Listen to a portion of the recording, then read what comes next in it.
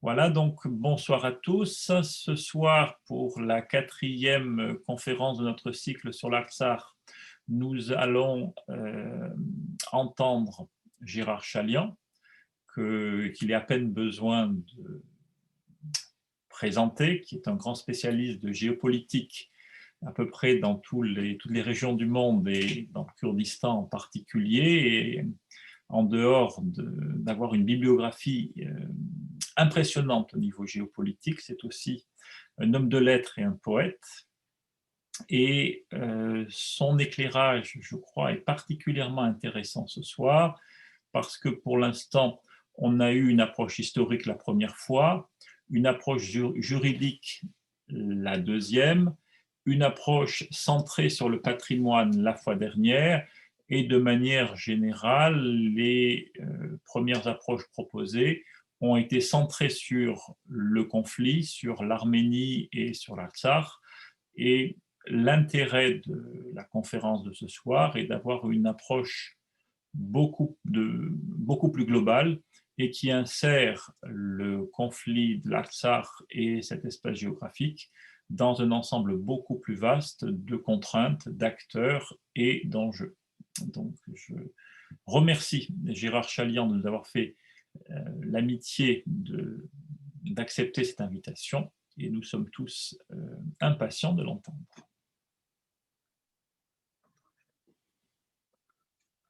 Voilà, en ce qui concerne le conflit lui-même, je crois avoir été l'un des tout premiers, particulièrement dans les gens d'origine arménienne, à dire que ce désastre était annoncé. C'est-à-dire qu'en fait, les Arméniens n'avaient aucune chance de l'emporter dans ce conflit, dans la mesure où ils étaient dans un état d'impréparation considérable. Ils n'avaient pas mesuré que la situation avait cessé d'être gelée depuis quelques années déjà. Du côté de l'Azerbaïdjan, on s'était réorganisé. On avait, du point de vue militaire, fait de très gros efforts en matière de logistique, en matière de drones, en matière d'appui, notamment l'appui de la Turquie, mais aussi l'appui d'Israël. Pourquoi Israël? Parce que pour les Israéliens, l'accès au territoire de l'Azerbaïdjan, qui leur permet de se trouver au nord de l'Iran, a toujours représenté un avantage très important sur le plan de la pesée qu'ils pouvaient imprimer sur la situation générale. Donc ça les intéressait, ce qui étonne un peu les gens, c'est-à-dire qu'est-ce qu'ils faisaient dans ce conflit. Effectivement, eux s'occupaient pas tellement de l'Azerbaïdjan, ils s'occupaient essentiellement des intérêts israéliens et de son rapport avec l'Iran, adversaire principal. Par ailleurs, les Arméniens n'avaient pas mesuré, et pourtant les jauges existaient avec M. Erdogan en Libye, M. Erdogan sur d'autres terrains, et indiscutablement, il avait apporté un appui ouvert hier aux djihadistes et aujourd'hui aux Azerbaïdjanais en tant que frères de lutte pan-turcs, et leur appui a été décisif. Bon, face à cela, la préparation arménienne était considérable, d'autant plus que M. Pachinian, qui avait accédé au pouvoir de façon démocratique, tout à fait intéressante, très originale, avait oublié un facteur très important, c'est-à-dire quand on prend le pouvoir, on essaye de neutraliser ses rivaux. Or, de ce côté-là, il n'a rien fait. Ses rivaux, M. Kocharyan, particulièrement celui-là, M. Sarkissian, d'autres également, avaient toute l'attitude de s'exprimer. Ils avaient avec eux les médias, ils avaient leur réseau. Bref, ils avaient 20 ans d'existence en tant que structure étatique et ils n'avaient renoncé à aucune de leurs prérogatives. Donc, le fait que M. Pachinian cherchait par ailleurs à se rapprocher de l'Europe, ce qui est louable sur le papier, mais qui, d'une façon générale, et les preuves existent depuis maintenant une trentaine d'années, les Européens promettent, les Européens ont des principes, mais les Européens agissent peu. Comme disent les Latino-Américains, ils livrent rarement la marchandise. Donc, se priver du seul appui sérieux, l'unique acteur local ayant un poids décisif, ça a été une erreur considérable de la part de Pachinian que la Russie de Poutine lui a fait payer. Et enfin, pour finir, et pour montrer son degré de provincialisme, il a déclaré dans les premiers jours du conflit, il n'y a rien à négocier. Cette phrase m'a laissé pantois. Même les États-Unis négocient, tout le monde négocie à un moment ou l'autre, et prétendre ne pas négocier, c'est se considérer dans un état de supériorité absolue que les Arméniens n'ont jamais eu et qu'ils n'auront d'ailleurs jamais. Voilà comment se présentait la situation au premier jour du conflit, avec un X au premier jour du conflit. Donc dans la pratique, les Arméniens se sont très bien battus, ils ont sauvé l'honneur et perdu tout le reste. Voilà.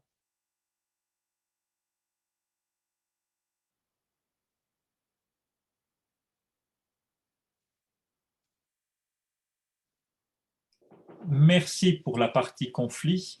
Et pour la partie, ce qui nous intéresse plus, c'est d'avoir votre vision sur les jeux d'acteurs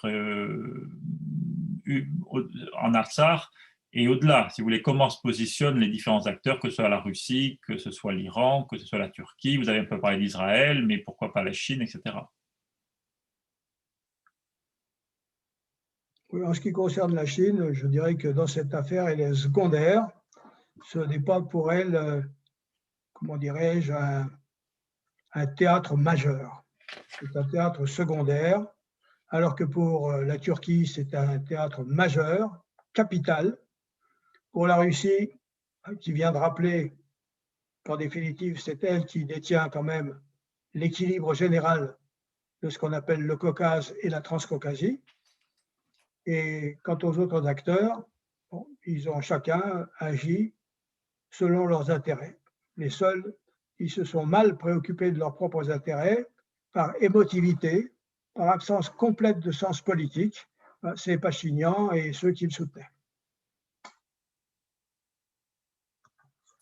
Et est-ce qu'on peut penser que les conditions de l'arrêt du conflit finalement sont beaucoup moins favorables qu'on aurait pu le penser pour la Turquie et l'Azerbaïdjan, et finalement sont avant tout une conclusion qui consacre un retour en force de la Russie dans la région, et y compris militairement sur le territoire? Oui, notre remarque me paraît fondée, c'est-à-dire que les Russes ont imposé ce qui leur semble logique, c'est-à-dire que ce conflit ne peut pas être un succès complet pour les Azerbaïdjanais. Dans la mesure où le succès n'est pas complet pour les Azerbaïdjanais, cela permet aux Russes de disposer de moyens de pression pour continuer à tenir l'Azerbaïdjan, de la même façon qu'ils tiennent les Arméniens de façon totale.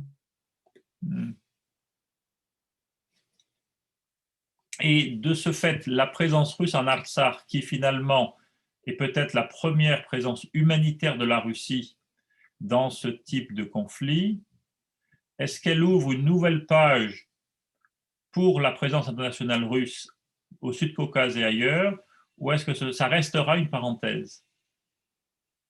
L'avenir nous le dira. Dans la pratique, la position des Russes est pour l'instant solide, c'est-à-dire leurs troupes sont là et n'ont aucune raison de s'en aller. Deuxièmement, personne ne peut considérer cette présence soviétique, enfin, excusez-moi, cette présence russe comme secondaire. Elle est capitale. Ça oblige la Russie, je veux dire, la Turquie à tenir compte de la présence russe. Ça oblige l'Azerbaïdjan à tenir compte de la présence russe. En d'autres termes, ça remet non pas les pendules à zéro, non, indiscutablement, il y a un succès azerbaïdjanais, l'horloge s'est remise en marche au bénéfice de tout ce qui n'était pas favorable à l'Arménie, une situation qui s'est prolongée trop longtemps, que, soit dit par parenthèse, dès 2008, si ce n'est avant, Léon Ter-Petrosyan avait jugé excessive. Il avait pensé qu'il était sage de négocier, c'est-à-dire de rendre à l'adversaire un certain nombre de territoires qui sont proprement azerbaïdjanais et de rediscuter une espèce de modus vivendi permettant, en définitive, d'avoir un avenir de voisin qui ne soit pas totalement hostile. Or, la position arménienne, intransigeante, amenait les Azerbaïdjanais à considérer que l'adversaire ne désirait faire aucune espèce de concession, d'où leur attitude agressive, parfaitement justifiée compte tenu de leurs intérêts. Et de l'intérêt de la Turquie. Et la Turquie, dans les tout premiers jours du mois de novembre, a parlé d'installer un certain nombre de bases militaires, a parlé de développer le corridor et a même parlé de mettre une école des Lougris à Chouchi. Et on s'est rendu compte que le projet d'école a été abandonné et qu'un certain nombre des projets turcs n'ont pas pu voir le jour. Comment est-ce que vous interprétez finalement cette relative maîtrise, vraisemblablement par la Russie, des appétits russes, des appétits turcs en Azerbaïdjan? Tout simplement parce que les Russes ont été, je veux dire, les Turcs, M. Erdogan a été trop gourmand, il a essayé d'arracher le maximum de ce qu'il pouvait, le corridor, qui pour lui est important, ça permet d'avoir un tracé direct entre la Turquie et l'Azerbaïdjan, et par la suite peut-être au-delà, dans le monde turc. Donc ça, du côté russe, c'était absurde de considérer les objectifs turcs comme quelque chose de réaliste. Il fallait les contrer, ce qu'ils ont fait avec l'habileté tactique qui caractérise Vladimir Poutine. D'accord. Donc, quelque part, en ayant, à travers l'accord d'ouverture des frontières, à la fois un regard sur l'Artsakh, à la fois un regard sur l'ensemble de la vallée de l'Araxe, y compris sur le Nakhitchevan, la situation de la Russie est bien meilleure avant qu'après le conflit. Bon, elle est toujours aussi bonne de toute façon. Ils n'ont cédé sur rien d'essentiel, dans la mesure où ils ne se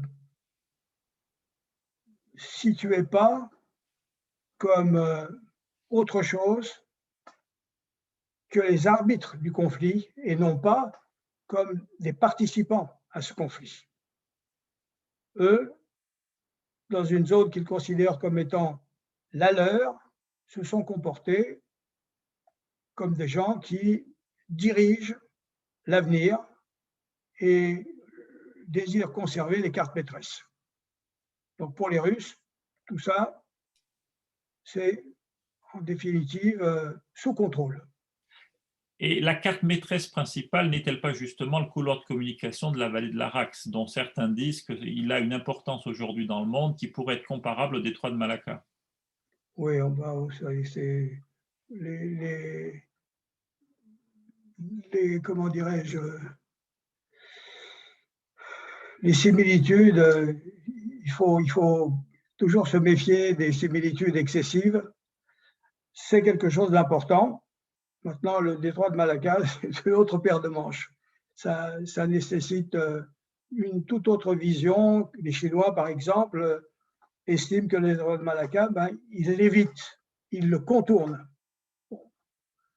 C'est un résultat auquel les Turcs ne sont pas arrivés et n'arriveront pas. Mais du coup, quel peut être l'avenir de ce couloir de communication qui pourrait au XXIe siècle avoir une importance majeure dans les échanges internationaux et pas simplement dans les échanges régionaux. Avec la nouvelle route de la soie, avec les projets indo-iraniens, etc. Bon, rien n'échappera, à mon avis, à la pesée russe. C'est eux les maîtres du jeu, à mon sens. Je vois mal qui pourrait les forcer à faire quelque chose qui irait à l'encontre de leurs intérêts dans la région. Et est-ce qu'ils ont plus intérêt à avoir un axe style nouvelle route de la soie ou avoir un axe style corridor indo-iranien remontant à travers l'Arménie? Qu'est-ce qui, au jour d'aujourd'hui, est le plus en phase avec les intérêts stratégiques de la Russie? Bah, l'intérêt stratégique de la Russie, si on se met un peu à la place de Poutine, c'est de ne pas laisser les Chinois être trop forts dans une région où ils veulent continuer d'être les maîtres du jeu. Donc plutôt l'axe indien, iranien. Oui, dans la mesure où celui-là, ils peuvent peser dessus de façon décisive, alors qu'avec les Chinois, c'est une autre paire de manches. Et est-ce qu'il peut y avoir une alliance entre les Chinois, les républiques turcophones d'Asie centrale et la Turquie, comme certains l'écrivent, alors même qu'il y a une pomme de discorde avec le Xinjiang? Là, vous posez une question à laquelle il est difficile de répondre avec certitude, c'est-à-dire que nous ne savons pas quelles sont les visées précisément des Chinois. Est-ce que pour eux, c'est vraiment une zone vitale ou est-ce que c'est un endroit où on peut titiller un adversaire sans avoir besoin de lui forcer la main? Ça reste ouvert. À mon avis, ils n'ont pas intérêt à antagoniser les Russes dans cette région. Et les Turcs? Les Turcs, ils jouent leur partie avec les cartes qu'ils ont, c'est-à-dire qu'une bonne partie des cartes turques viennent de l'audace de M. Erdogan, qui joue avec beaucoup de détermination, avec des moyens relativement limités. Je parle des moyens non pas seulement militaires, mais ses moyens économiques, ses moyens commerciaux, ses moyens financiers. C'est-à-dire que la Russie, je veux dire la Turquie aujourd'hui, euh, fait avec ce qu'elle a, ce que bien d'autres, avec davantage, ne font pas. Oui, donc c'est un excellent acteur, on est assez d'accord là-dessus. Oui, c'est un remarquable tacticien. Et est-ce que l'administration américaine, on n'a pas encore parlé tellement des Américains, on en reparlera un peu plus tard, mais est-ce que le changement d'administration à Washington est susceptible de modifier en profondeur ces qualités de stratège? Le rôle des États-Unis est plus ambigu qu'il n'y paraît. C'est-à-dire que pour les États-Unis, la Turquie reste potentiellement un allié qu'il s'agit de ne pas perdre entièrement parce qu'ils occupent, sur le plan de la géographie, une région particulièrement sensible, extrêmement importante, et que, en définitive, rien n'est perdu de façon définitive dans les relations entre la Turquie et les États-Unis. Exemple, lorsque M. Erdogan propose aux Ukrainiens de leur fournir contre les Russes des drones, il fait un signe aux Américains pour leur dire « N'oubliez pas que je me situe en tant que membre de l'OTAN quand même, quelles que soient par ailleurs les vicissitudes dans lesquelles je me trouve, dans la mesure où j'ai accepté une partie de l'alliance circonstancielle avec les Russes pour avoir davantage de liberté d'action. » Oui, le fait d'avoir parlé donc de cette alliance avec Kiev est quand même quelque chose d'extrêmement intéressant parce que il y a une partie de poker menteur entre Poutine et Erdogan qui est quand même assez extraordinaire. Et on se demande vraiment si ils ont une alliance stratégique très profonde contre l'Occident ou s'ils ont une alliance ponctuelle sur un certain nombre de terrains tout en s'opposant sur un certain nombre d'autres terrains. Quelle est votre analyse sur cette relation russo-turque qui est quand même extrêmement étonnante? moi je la trouve circonstancielle, c'est-à-dire que ce n'est pas une alliance de fond, c'est les circonstances qui ont décidé qu'il était dans l'intérêt des Turcs de se détacher quelque peu de la pression que les Occidentaux pouvaient exercer sur elle, en se servant des possibilités offertes par les armes russes, tout en gardant bien évidemment dans l'esprit que la Russie est un allié sur lequel on ne peut pas compter sur le long terme de façon pérenne. Donc c'est une partie de poker menteur, comme vous l'avez dit, où pour l'instant, les Russes s'en sortent très bien, le Turc navigue remarquablement, et les États-Unis, eh bien, il va falloir qu'ils définissent de façon un peu plus concrète leur position, qui est loin d'être liée au Caucase, mais au Pacifique, avec comme adversaire principal un seul, le seul rival sérieux, la Chine. Donc, dans tout ça, il faut qu'ils jouent finement, et le Caucase n'est que l'un des terrains sur lesquels il faut qu'ils puissent trouver une situation qui ne leur est pas défavorable, tout en montrant bien qu'il ne faut pas non plus s'imaginer qu'on peut faire sans les États-Unis tout ce qu'on veut dans une région sensible.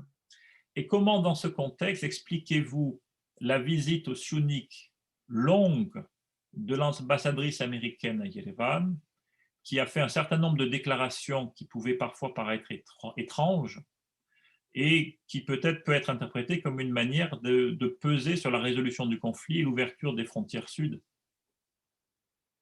On a déjà vu ça en 1991, au moment où l'ambassadrice américaine avait laissé penser à M. Saddam Hussein que finalement les États-Unis n'attachaient pas une importance absolue au fait qu'ils puissent intervenir au Koweït ou pas. Donc il faut être très prudent sur cet aspect tactique. L'ambassadrice, elle tend, comme on le fait en tauromachie, l'étoffe, mais ce n'est pas pour ça qu'on va utiliser l'épée. C'est ça, c'est ça. Et puisqu'on est dans le Syunik, avant de revenir sur la rivalité américano-russe, la situation d'avoir une espèce d'invasion larvée de l'Azerbaïdjan sur le territoire internationalement reconnu de l'Arménie, avec une espèce d'incapacité ni de l'armée ni de l'État arménien d'avoir quelque réaction que ce soit, est quand même quelque chose d'assez stupéfiant. Comment analysez-vous cette situation qui dure dans le temps? Et cette durée en soi est également un vrai problème, une donnée du problème importante. Ça prouve premièrement que l'Arménie est un État à peine souverain. Ça, c'est une nouvelle intéressante.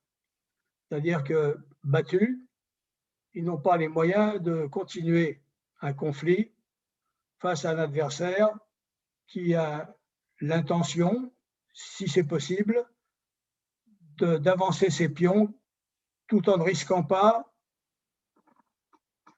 de trop gêner la Russie et de l'obliger à agir. Donc, on fait un mouvement, on attend de voir, et les Russes laissent faire, ce qui ne veut pas dire qu'ils approuvent. Donc, on est dans quelque chose où on a engagé le fer sans porter le coup.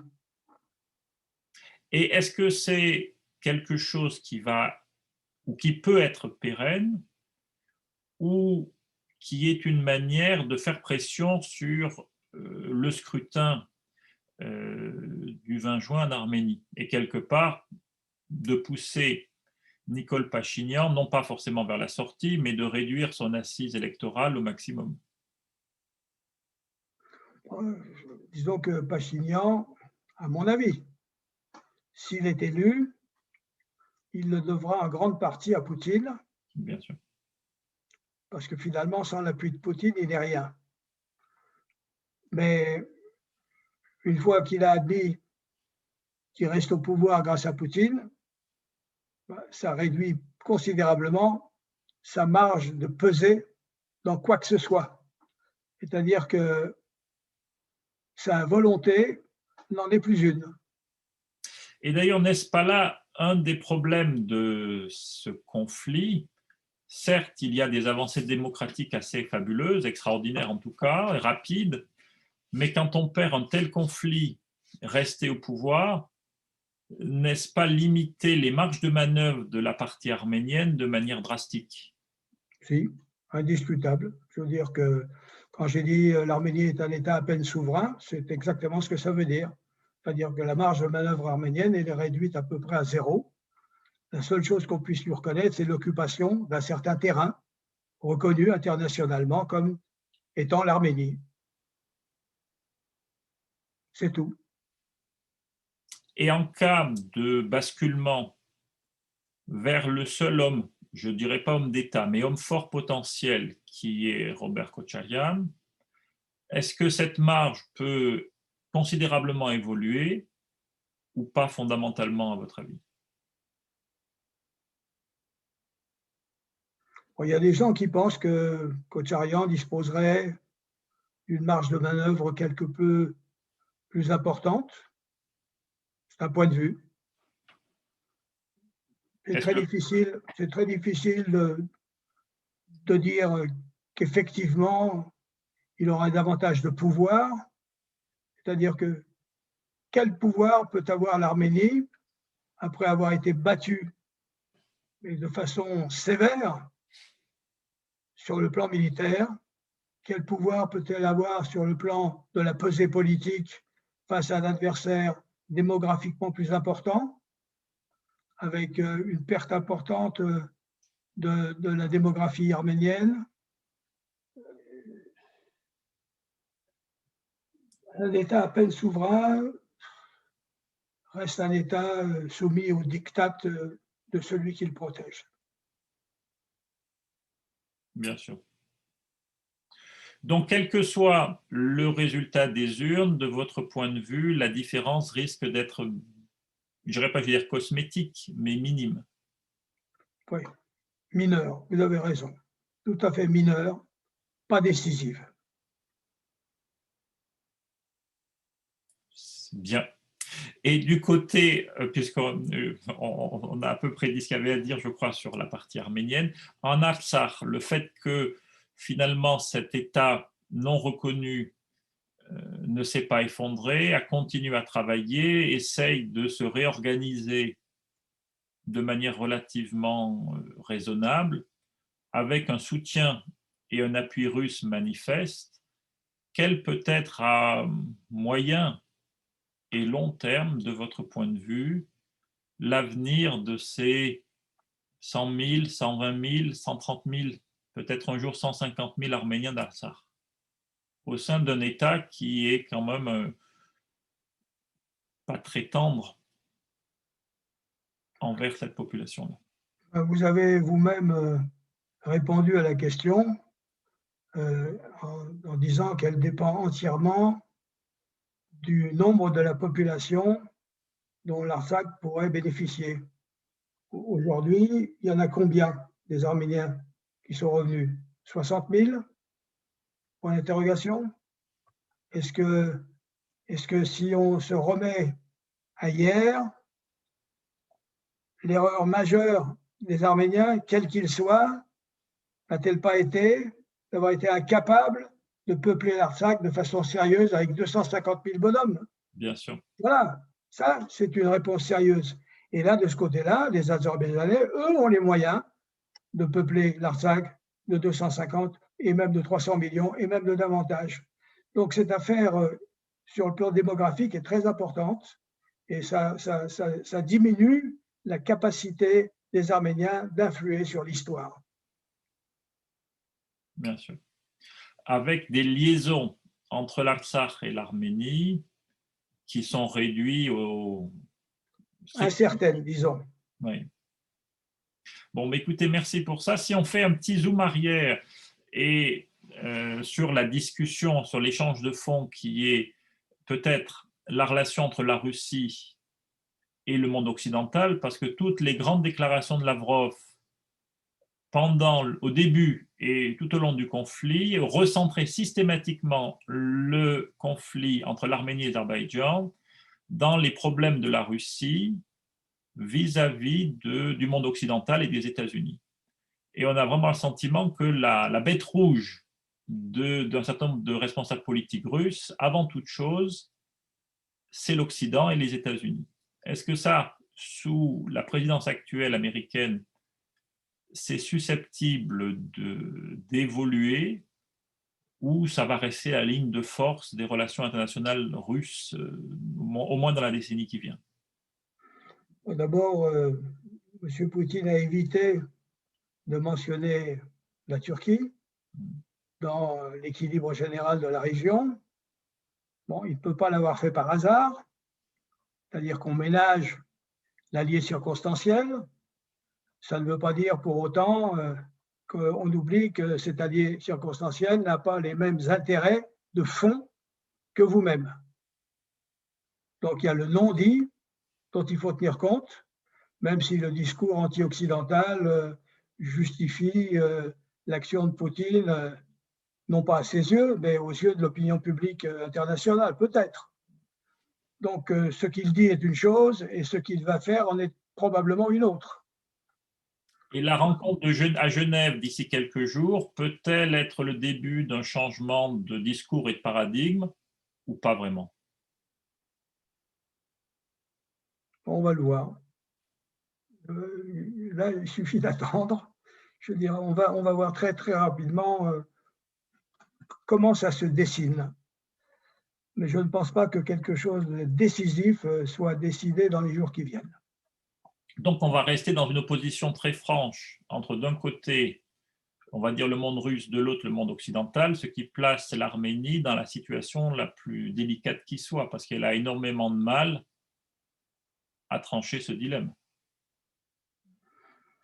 Mais elle ne peut pas le trancher parce qu'elle n'a aucune liberté de choix. L'Arménie, dans cette affaire, n'est pas acteur, elle est sujet. Le reste, c'est des rêves. Et comment situez-vous la Géorgie qui a eu une attitude extrêmement dure vis-à-vis de l'Arménie pendant le conflit, en fermant ses frontières notamment, et qui depuis tente de rétablir une espèce de paix des braves, les relations les moins mauvaises possibles, qui se tourne résolument vers l'Occident et la Turquie, et donc qui stratégiquement est amené à s'opposer de plus en plus peut-être à son voisin arménien. Tous ceux qui connaissent la Géorgie savent très bien que le degré de sympathie porté par la Géorgie à l'Arménie est extrêmement ténu. Ils l'ont prouvé au cours des dernières décennies avec Akhalkalak, et peut-être titillé d'ailleurs par les Arméniens à cet égard. Et en même temps, bon, ils s'intéressent essentiellement aux intérêts géorgiens et ils ne vont pas du tout faire quoi que ce soit qui puisse amenuiser leur capacité relative d'indépendance.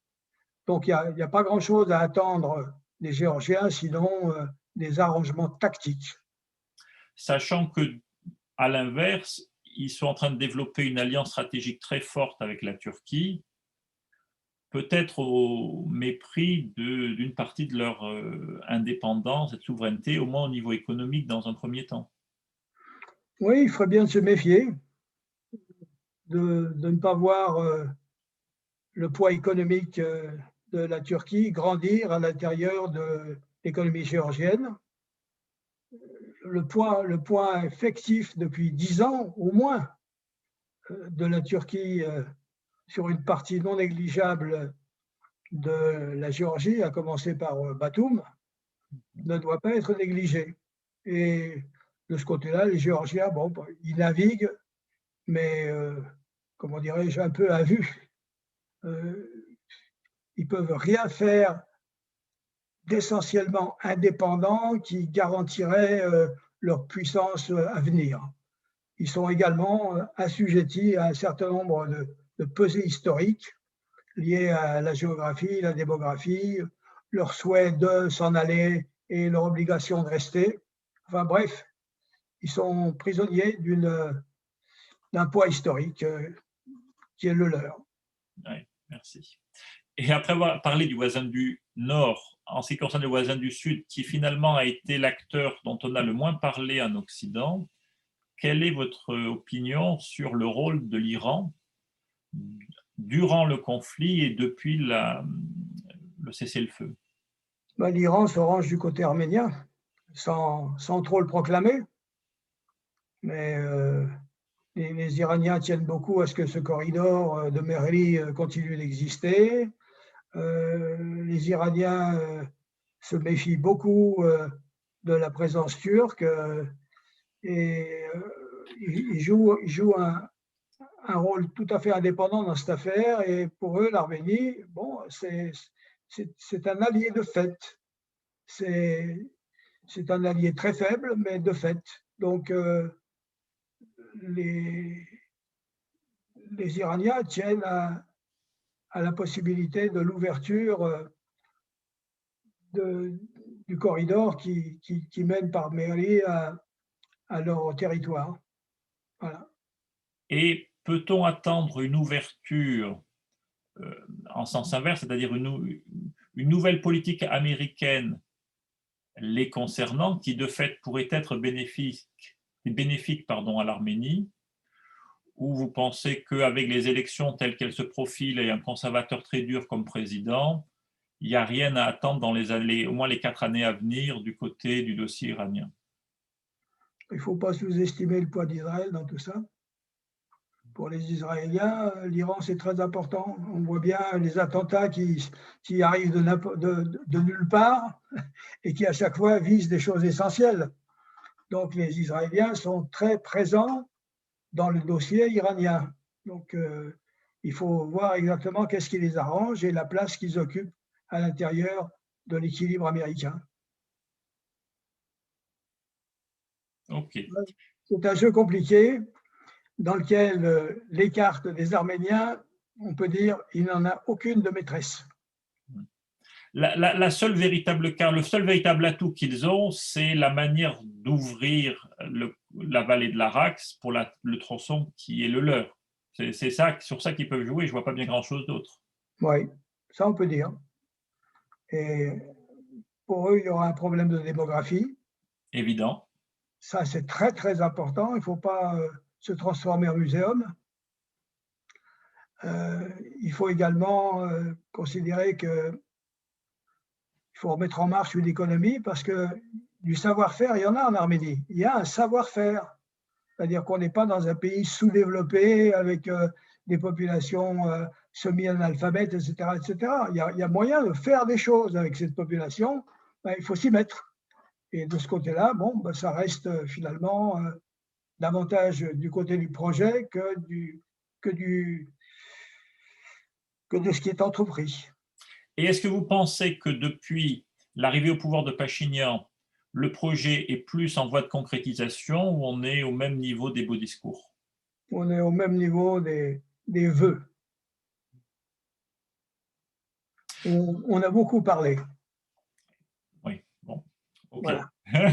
Ok. Et dernière chose pour faire le tour de tous les acteurs, l'Inde, bien que très affaiblie actuellement, a quand même des relations stratégiques très fortes avec l'Iran, avec des projets de voies de communication et de choses comme ça, a plutôt des bonnes relations avec l'Arménie, puisque la Turquie a des bonnes relations avec le Pakistan.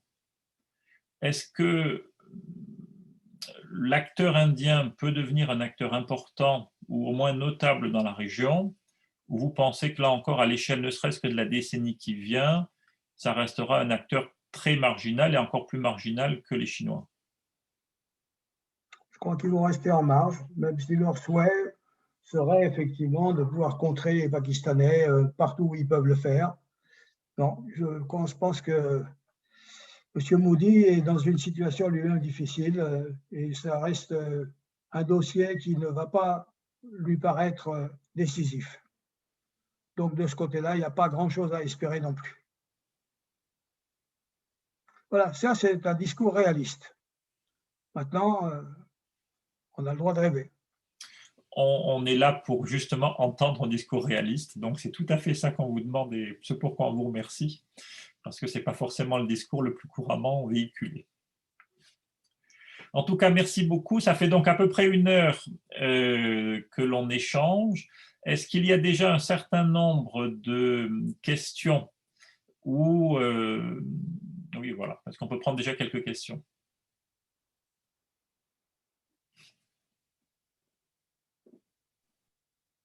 En désactivant les micros, sinon on ne les entendra pas.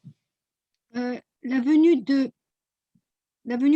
Pachinian à Paris, elle est anecdotique? Point d'interrogation.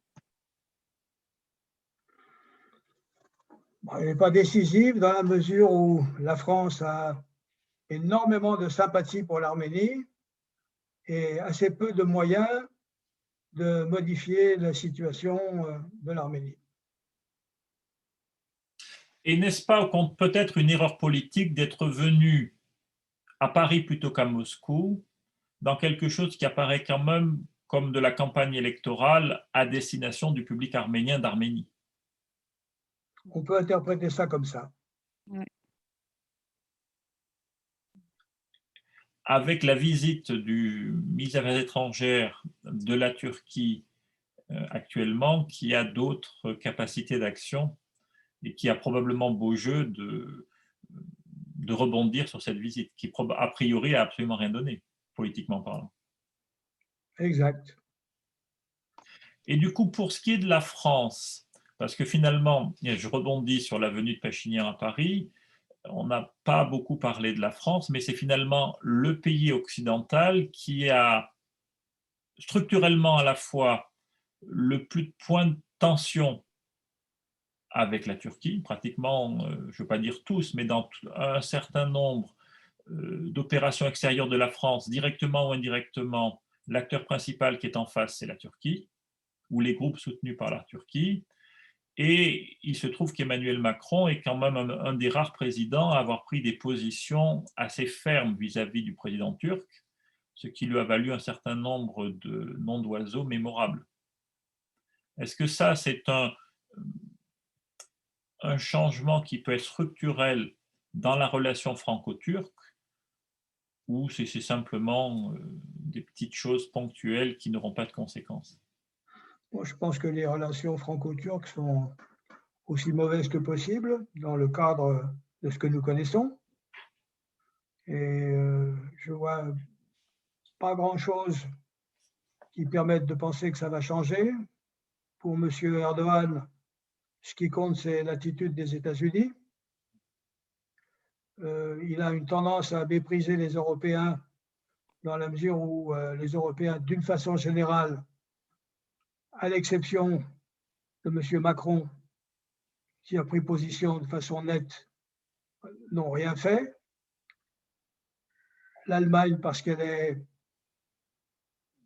prisonnière de ces 3 millions de Turcs qui sont véritablement des représentants de la Turquie à l'intérieur de l'Allemagne, de la division et de l'impotence générale de l'Europe telle que nous la connaissons, avec la Hongrie, la Pologne, la Slovaquie et bien d'autres. Donc, pour M. Erdogan, l'important, c'est les États-Unis. Comment faire pour ne pas antagoniser à l'excès les États-Unis, parce qu'il reste très vulnérable, ce qu'il ne peut en aucun cas oublier, même s'il a toujours tendance à montrer les biceps. D'ailleurs, très vulnérable il l'est. Et est-ce que la reconnaissance de Biden n'est pas avant toute chose une manière de pousser la Turquie à la faute?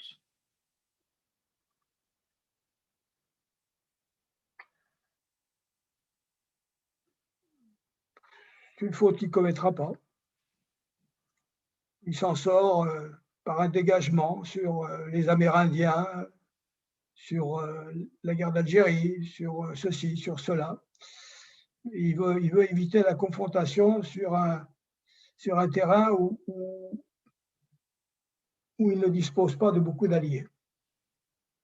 Et est-ce que cette reconnaissance par finalement le principal acteur sur ce dossier-là, les États-Unis, peut amener des reconnaissances en cascade, ou vous pensez que c'est un geste politique circonscrit qui n'aura pas forcément de conséquences importantes, au moins dans l'immédiat? Bah, à part la reconnaissance par la Lituanie, on n'a pas vu grand-chose. Hein, la Lituanie, à ma connaissance, est le seul État qui, depuis que M. Biden a reconnu le génocide des Arméniens, a fait un geste dans le même sens.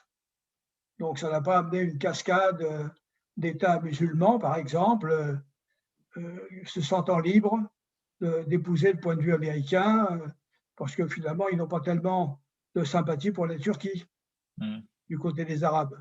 Oui, comme l'Égypte, par exemple. Oui, entre autres. Ça, c'est à très court terme. Mais est-ce que c'est un verrou qui saute sur le moyen ou long terme, ou même pas? Bon, tout ça, ça affaiblit indiscutablement la position de la Turquie. En 2015, lorsque l'Allemagne, qui fut l'allié pendant la Première Guerre mondiale de l'Empire ottoman, reconnaît avoir participé en quelque sorte activement au génocide des Arméniens, bon, c'est un coup sévère porté à la position de M. Erdogan. Il n'y a aucun doute là-dessus.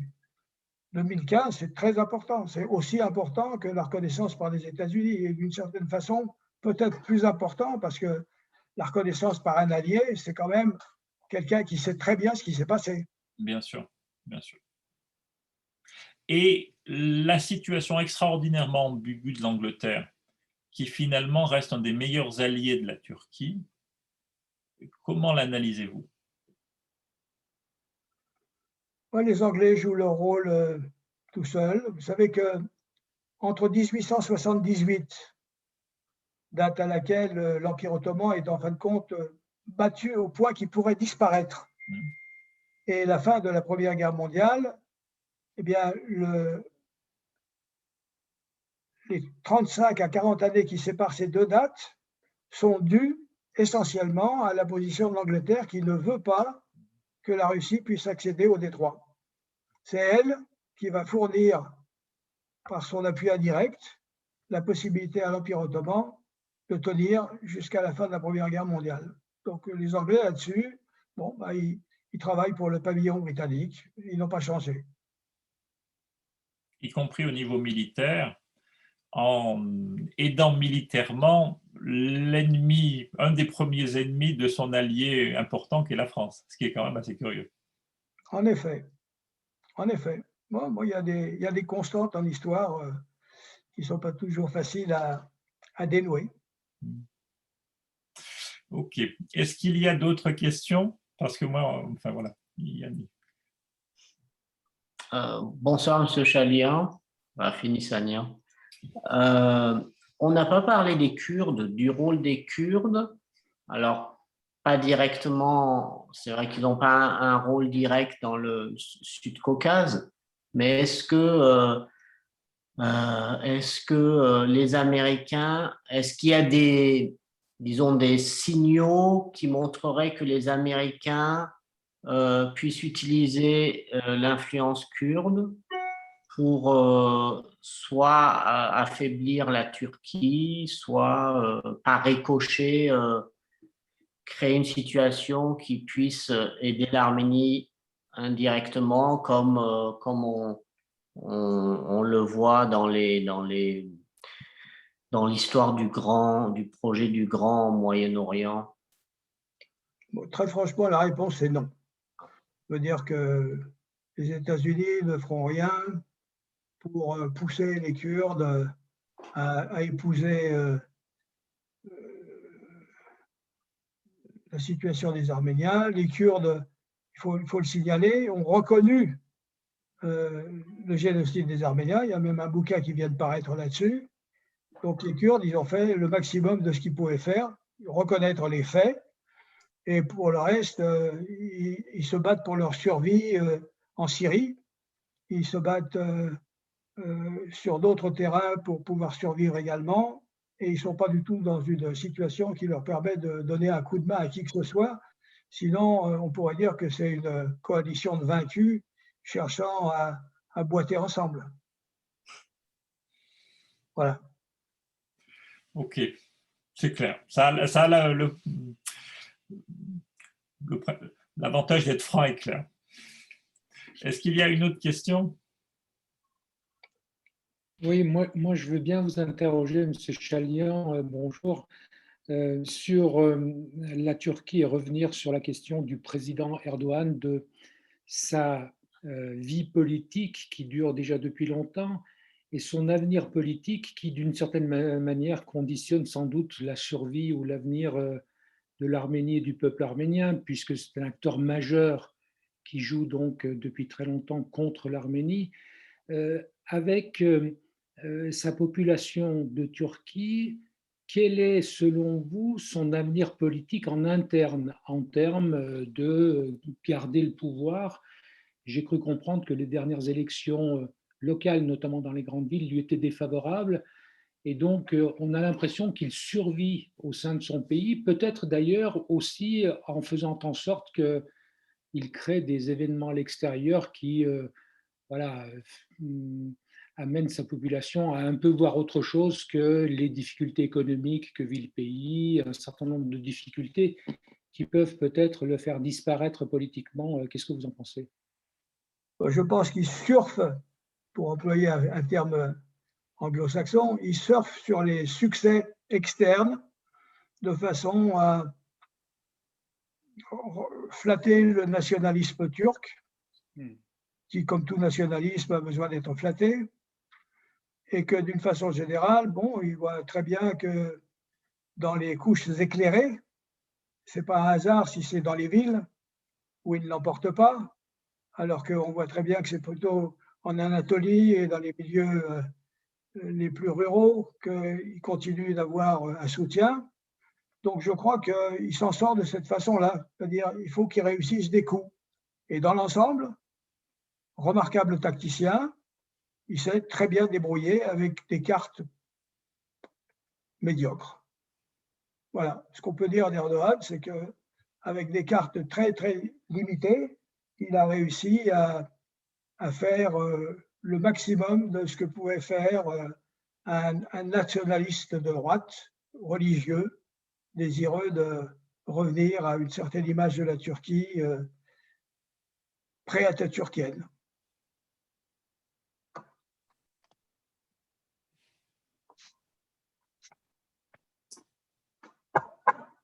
Pour le reste, qu'est-ce qui restera de lui?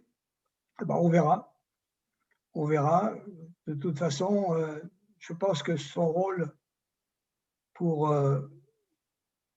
ranimer la place que n'avait jamais véritablement perdue la religion va compter de façon profonde. Voilà. Vous avez décrit tout à l'heure une Arménie avec très peu d'atouts, qui avait perdu en quelque sorte sa souveraineté, qui avait vécu ce désastre militaire ces derniers mois, dont les atouts semblaient très peu nombreux, même si vous avez souligné que la population était formée, instruite et porteuse sans doute de potentiel. Est-ce que vous n'avez pas l'impression que c'est en termes de politique intérieure qu'on peut retrouver peut-être les ressources? Et moi, ce qui me désole un peu, c'est de voir comment une population d'à peine 3 millions d'habitants génère pour les prochaines élections 7-8 partis qui se combattent tellement qu'on en oublie que l'ennemi est aux frontières. Et donc, vous ne pensez pas que le principal ennemi de l'Arménie actuellement, c'est son incapacité à essayer de faire un peu front commun et de créer une espèce d'union au moins provisoire qui lui permettrait de surmonter cette espèce de déferlante qui lui est tombée dessus? Moi, je trouve votre analyse parfaitement pertinente, c'est-à-dire que les premiers adversaires des Arméniens, c'est eux-mêmes. Il n'y a aucune conscience de ce qu'on appelle l'importance de la souveraineté de l'État. On est là à se disputer sur des points de détail, des coteries, comme autrefois, les montagnards, Naharar et autres, petits rois de les merdeux, se disputaient le pouvoir sans penser qu'il y avait quelque chose qui était au-dessus, c'est-à-dire qu'est-ce que c'est l'intérêt de ce qu'on appelle l'Arménie. Bon, ben ça c'est une chose très rare. Quand on regarde la géopolitique arménienne des 150 dernières années, on s'aperçoit que le nombre de fois où le coche a été raté est considérable. Bien sûr. Voilà, c'est ça le drame de l'Arménie, il est là. C'est-à-dire Et qu'à une inconscience des intérêts nationaux profonds. Comment survivre? Comment ne pas être vaincu? Et qu'à certains égards, qu'on l'aime ou pas, Levon Ter-Petrosyan apparaît comme, si ce n'est le seul, en tout cas un des rares véritables hommes d'État qu'a connu l'Arménie. Je ne peux qu'être totalement d'accord avec vous. Et je dirais presque, il était un peu trop bien pour le personnel. Oui, merci. Bien, mais écoutez, un immense merci. S'il y a une dernière... J'ai encore une question. Ah ben... Pardon, j'ai encore une question. On a à un moment parlé en France, bon, d'essayer de tendre vers la reconnaissance de l'Artsakh. Donc, le Parlement français a demandé la reconnaissance de l'Artsakh. Au niveau européen, au niveau des députés européens, est-ce qu'il pourrait y avoir ce type de motion? Première question. La deuxième question, l'Arménie n'a pas reconnu l'Artsakh, c'est à cause de la Russie qu'elle ne l'avait pas reconnu? L'indépendance de l'Artsakh, je veux dire que l'autonomie de l'Artsakh. Bon, la Russie n'y tenait pas, mais enfin, si les Arméniens avaient absolument voulu le reconnaître, ils auraient pu le reconnaître, ils n'étaient pas à une bêtise près. Ils n'étaient pas à une bêtise près. Donc, le fait que les États européens ne l'ont pas reconnu, par contre, ça c'est intéressant, oui, c'est-à-dire qu'il n'y a jamais eu de vision là-dessus, nette. On n'a pas été en Artsakh au Kosovo avec les intérêts américains qui faisaient qu'on a voulu forcer l'adversaire, etc., etc. Donc on n'a pas eu de véritable, comment dirais-je, de véritable analyse des situations locales. Je vous prends un exemple d'hier et après ça, on va s'arrêter. Quand on disait l'Empire ottoman, c'est l'homme malade de l'Europe, c'était vrai à l'échelle du rapport de force avec l'Europe. Mais ça n'empêchait pas l'Empire ottoman d'avoir tous les moyens d'écraser qui il voulait, les chrétiens syriens, les Grecs du Pont, les Arméniens, etc. C'est-à-dire que transposer l'idée d'un adversaire faible à l'échelon territorial de la Turquie proprement dit, c'était une erreur d'analyse qui a été payée très cher. Voilà. Et ça, c'est un truc que les Arméniens recommencent avec une allégresse qui serait digne d'une meilleure cause. Je vous remercie pour vos questions. Merci pour la soirée. Et ça me fait très plaisir de partager avec vous ces quelques considérations. Grand merci. Merci à vous.